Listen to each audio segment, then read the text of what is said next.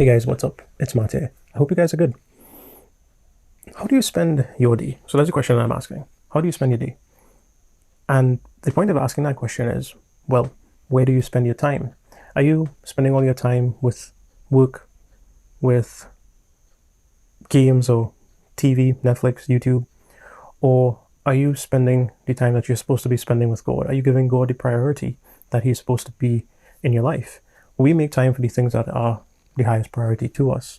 So, for example, if you want to get fit, you'll make gym a priority and you'll carve out the time to get to the gym and do what you need to do. The same thing goes for prayer life. The same thing goes for a relationship with God. Carving out the time is important. So it's not just that, oh, I don't have time, or rushing a prayer in the morning or rushing a prayer in the evening. It is making time, putting things aside for when it's important, because God is important. So if I were to rephrase that better, that came out a bit weird. It is making time for the things that are important, and God is most important. So let's go to Luke 38, chapter 10, verse 38. Now it happened as they went that he entered a certain village, and a certain woman named Martha welcomed him into her house. And she had a sister called Mary, who also sat at Jesus' feet and heard his word. But Martha was distracted by much serving, and she approached him and said, Lord, do you not care that my sister has left me to serve alone? Therefore tell her to help me. Martha invited Jesus in, and I assume there was other people as well. And Martha was preoccupied with serving, right? I could assume that maybe this is not so different from the culture that I am accustomed to, where when people come to your home, you kind of serve, you are most comfortable, and the people in the house do their best to serve the guests, right? And that's kind of your high priority, to serve the guests. But she was hit with a very interesting response from Jesus. Jesus answered her and said, Martha, Martha, you are worried and troubled about many things, but one thing is needed, and Mary has chosen that good part, which will not be taken away from her. So the important thing of inviting Jesus in is supposed to be listening to what Jesus had to say. But Martha was so preoccupied with whatever she thought was important and needed to get done that she forgot that, hey, Jesus is there speaking, and Mary had it right. So Mary sat down, right? She sat at Jesus' feet and heard his word.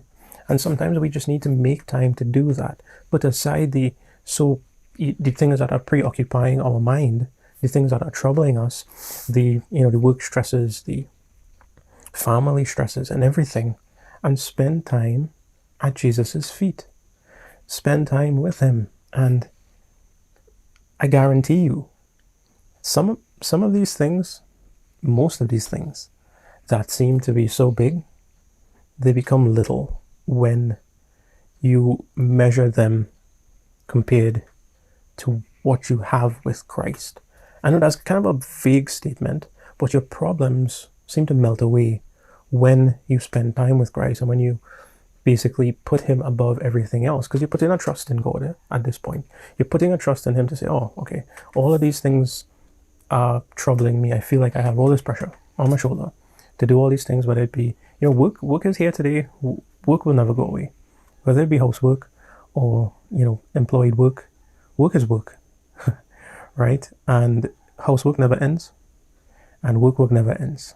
At the end of the day, with work, you do your best, but God still takes priority. With home work, you do your best, but that's iterative. For as long as you live, you have housework to do. Like, you have to sweep, you have to clean, you have to prepare for Christmas, you have to do all of these things. And it's important to remember where we need to be and where we should be, and not get caught up in all the things that we have to do. So that's my short message to you guys today. And I hope it reminds you. It surely reminds me, because I feel like this about church, right? It was like this moment of conviction in my own heart when I said you make time for the things that are important. And while I may catch church on a stream, it's not the same as being there. And think that's something I have to go to God with and make the time for. But anyway, let me not get distracted by that. Until next time, I'm out.